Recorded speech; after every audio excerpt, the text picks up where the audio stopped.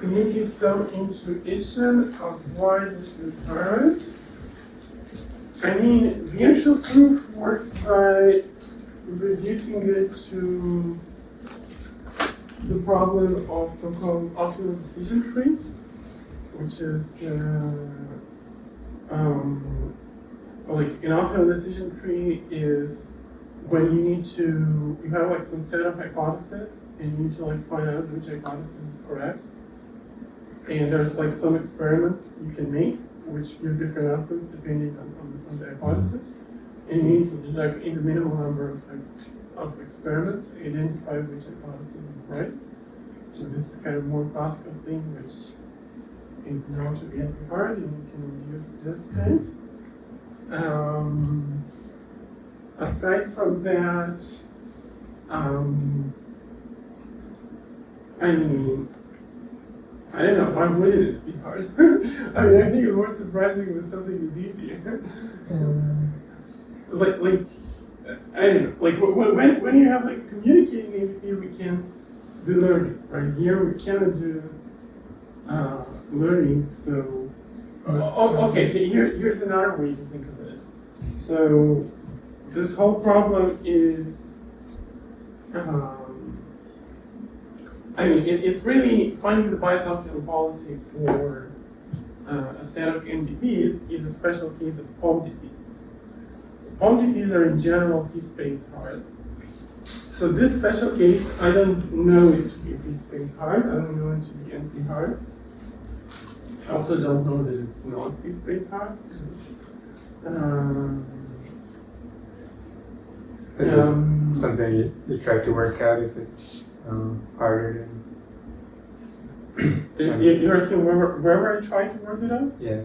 I mean, I haven't tried very hard. No, I mean, I thought about it for like, I don't know, a few minutes and didn't come up with anything, but it's So it could be something that's possible to figure out. Yeah, absolutely. I would be surprised if it's not. So how does this become easy when you have no traps? So when there are no traps, you can do learning algorithm. So the learning algorithm is not going to be exactly bias optimal, but in the limit of long time horizons, it's going to be approximately bias optimal. So you know what's going to happen is you're just like running some algorithm and well, I mean this particular question, the way I phrased it here, this is basically like in some senses, in no-traps case, the answer is just always yes. So the decision problem is just trivial. I mean, it's not literally true that there is a policy which is optimal for every individual, but there is a policy which is almost optimal for every individual. And this policy is the learning algorithm. Whereas here, it's not the case at all. Like here, you can also arrange it so that every policy. You can also like make a variant of the stating where every policy gets a reward either of 0 or 1. You can like consider only like MDPs where like you only get the reward in step n, and it's either 0 or 1. So there's no like almost optimal, right? And then like the question is there a policy which gets 1 for everything? This is NP. But in the communicating case, you cannot have a thing like that. There's always a policy which is very close to optimal. So I mean, like this decision problem is basically sort of asking in some sense whether this hypothesis class is learnable. Right, because like if there is a policy that's not confirmed, then by definition it's learnable. But yeah, so another like intuition why it's hard is, I mean, kind of the obvious thing to do is just, well, like I said, you can kind of imagine this whole thing as a POMDP, and the POMDP you can translate into a belief MDP. So the belief MDP is, because we're in the deterministic case, the belief MDP is actually has a finite number of states, not an infinite number of states, but this number of states is still exponentially large. It's like you need to keep track of like your belief, like the state you need to keep track of is in which actual state you are, and also which of the hypotheses have been falsified. And like, so this gives you like an exponentially large MDP that if you solve it, you get the bias optimal, but it's exponentially large. Sorry, what was this belief MDP?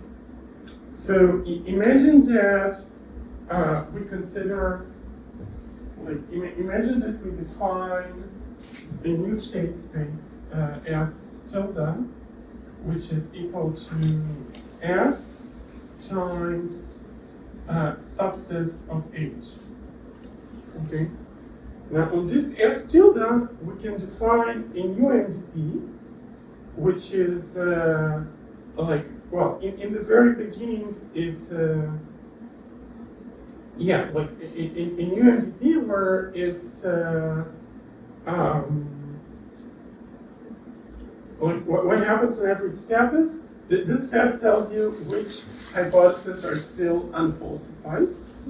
Okay, so like initially it's initialized to the entire H, and then when you take an action, then it kind of randomly chooses a hypothesis out of this set, and then it transitions according to the transition kernel of this randomly chosen hypothesis. And then every hypothesis which had a different opinion of where we should transition is falsified and removed from the set. So this new MDP, if you just find its optimal policy, then it would be the Bayes optimal policy for this original problem. But the problem is that it's exponentially large. So you can find policy, but it takes exponentially much longer.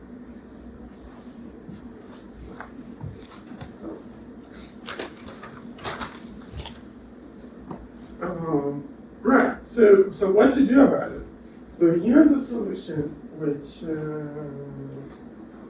I like, and which is related to metacognitive agents. So the metacognitive solution.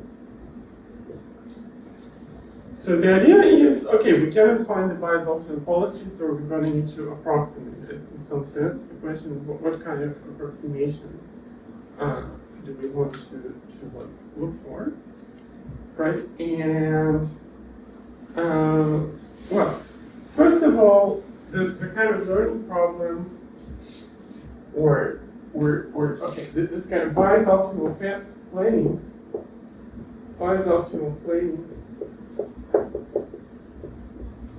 reduces to solving an POMDP, right?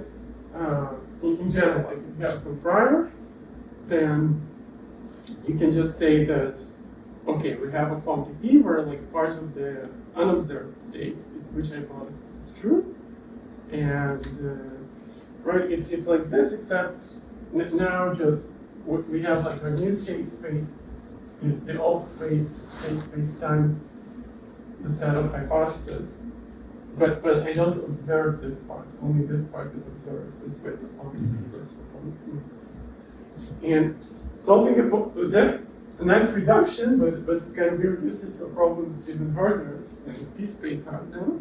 So what have we gained? So this thing can be reduced to solving. P-space hard or P-space complete? It's p-space equivalent. Basically. Okay, got it. So technically, p-space complete is a terminology only for decision problems. Okay. Sorry, what was P-space equivalent? Solving the POMDP. Or no, what is the term? It means that if you have a magic box that can solve any p-space problem, you can use it to solve a POMDP. And if you have a magic box that solves any POMDP, you can use it to solve any p-space problem. Yeah, exactly. This is different from completeness? It's just a technical thing because for completeness, you need to phrase the POMDP it's like a problem yes as a or no. decision problem. Okay, makes sense. So this can be reduced to solving large MDP,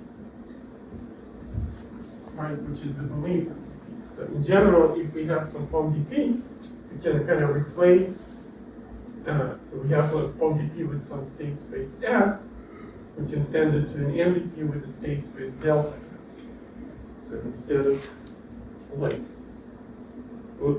instead of looking at the state, which is unobservable, we look at what our probability distribution about where the state is, which we can observe by definition because it's our subjective probability distribution. But this, of course, is a very large MDP. So that's like an infinite number of states. So now what do we do with this? So, but this is now an interesting thing that we can approximate solving the large MDP. So this is already just an approximation. So it loses something, but it's still a kind of pretty natural approximation. And how do we do it? So we do it by coarse-graining. That's exactly what we talked about yesterday, right? Where we have so we have some, we have some large MDP. So this is like the state space of this large MDP. And then what we do is we kind of carve it into some coarser pieces, right? So we kind of carve it into pieces and say that now our states are only in which piece we are, rather than what exact point we are in the state space. So we just kind of project it down to a smaller set. And this new thing is an infra MDP because if I'm in this state here, and I take some action, and I ask, okay, where this action is going to send me, then the answer is that we need to choose some arbitrary point here, and then look this arbitrary point sends you to some distribution, and then you can kind of push this distribution into the coarse-grained state space. But then as you vary this point, you get a lot of different distributions, and that's why it becomes like an infra MDP instead of an ordinary MDP. So, yeah, and hopefully this infra MDP already can be tractable because it's much smaller. But, of course, now the question becomes how to find, which coarse names to use. Because I could try to use many different coarse names. And here, the interesting observation is that the problem of finding the optimal coarsening can be rephrased as a learning problem. Okay, so finding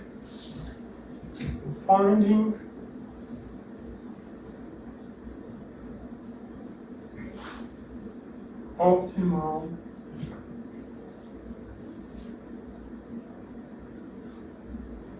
coarsening can be reduced to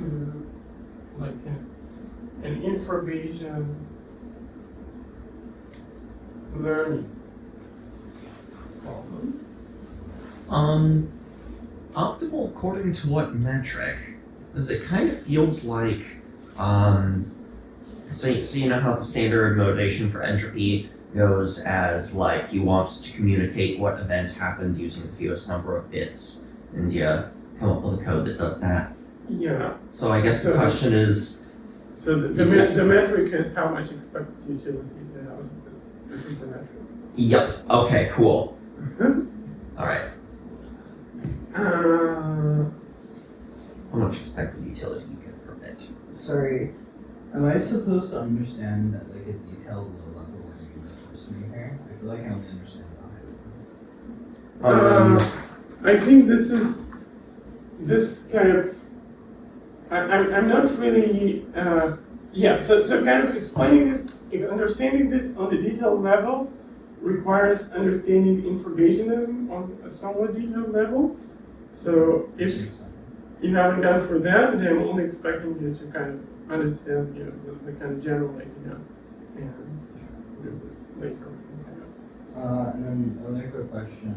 Sorry, earlier you wrote like this S to probability distributions over S. I feel like I don't remember what that referred to. So here the idea was, suppose you have a POMDP, okay?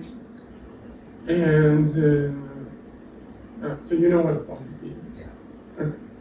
So the thing is that you can always reduce a POMDP to an MDP by a construction that's called the belief MDP. This thing is called belief MDP. And the way this construction works is we start with some POMDP with state space S. Now we're building an MDP whose state space is delta S, meaning probability distribution is called S. So what does it mean? It means instead of keeping track of the state, we're keeping track of what our belief about the state is. Right? Like if so you took some action, you see some observation. You took some action, see some observation, and you know what the POMDP is. So you can compute like what's your probability distribution over, or what's your belief of the state is, right? By doing Bayesian updating. Like the update is like built into kind of the action space or something. The update with what? Like how you update your beliefs is built into like the action space or something. Like you take different actions. I mean, how you update is like so given any history, given any sequence of actions and observations, you can update on every observation you see. Right. Because we say, okay, I took this action, so I know like the transition kernel of my POMDP, so I kind of apply the transition kernel with this action to the belief I had previously, and now I condition on seeing this observation, right? And I get a new belief. And this way you kind of iteratively evolve your belief of the states. But we're assuming, like within the environment, we're building into the fact that we're making Bayesian updates. Is that correct? Or I guess it will be encoded in the transition kernel of the converted. I guess what I'm asking. Yeah, like Okay. the transition kernel of this belief MDP is kind of the update tool for the POMDP. Okay. Yeah, makes sense. So at a high level, what are we doing here? Like, what are we getting? We're getting like some kind of approximation algorithm for the large MDP by going by improvisationism. Yeah, so we get some algorithm that doesn't find the optimal policy, but it still finds a policy that has like some guarantee in terms of like its expected. And that's sort of like. So basically, it's just an approximation algorithm. Yeah. Uncertainty over what fine-grained things led to the coarse-grains. And the approximation factor will depend on basically just like how coarse you choose to. So the approximation factor is like to which extent you can find the coarsening that's kind of doesn't lose much like action relevant information. So is there like a guarantee that you can get some on how good a coarsening you can find efficiently? Or? I mean, how good a coarsening you can find, it kind of depends on the MDP, right? So there might be some kind of interesting things you can make a proof about, in which cases the coarsening is good or not good. I don't know, but we can just for now like accept axiomatically this is the type of approximation we're interested in. But the interesting observation here, which is not so this is just we define something. We haven't really done much work here. But the interesting thing here is that the thing we define, which is like the approximation for the best possible coarsening, is actually something tractable. And the reason it's tractable, because finding the optimal coarsening can be reduced to an information learning problem. So why it can be reduced? Because assuming that this Okay, so it assumes that this POMDP we started with here was simulatable. Right? So the ability to simulate a POMDP, it's much easier than actually finding the optimal policy. Like, simulate means, just if I have some policy or some sequence of actions I want to take, I want to be able to sample from the distribution over trajectories, over history of time and so on. So this is a very easy problem. You can solve it for a small POMDP always. You can even solve it for some exponentially large POMDPs. If the transition kernel is, for example, given by some set of Boolean circuits or something like that. Some efficiently computable thing. And even for exponentially large POMDPs, you can just still do some simulation problem. So as long as you can simulate it, you can treat the whole thing as an infra-Bayesian learning problem. What you can do is you can take a simulation of your POMDP, and then you can start running and take like an infra-Bayesian learning algorithm, and let the infra-Bayesian learning algorithm interact with the simulation. So for the learning algorithm, it's just like interacting with some environment. But the environment actually not really the physical environment, it's just a simulation of your POMDP. And because the learning algorithm, by definition, is able to converge to whatever hypothesis in its hypothesis class guarantees the highest expected utility. So in this case, different hypotheses it has correspond to different coarsenings. So if the set of class of coarsenings you consider forms an efficiently learnable information class, then your learning algorithm would be able to find the best coarsening out of this set.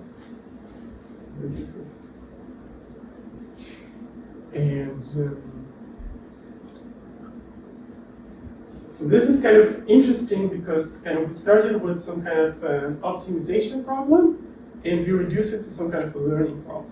It's like something which is very quite different types of problems. And the reason I call it the metacognitive solution is because I think we'll talk at some point maybe later about metacognitive agents, but like metacognitive agents is a variant of like infra-Bayesianism, where your agents have beliefs about computation. They kind of learn things about mathematics in some sense, by just kind of running arbitrary programs, running kind of arbitrary code and seeing what happens, and forming hypotheses about this.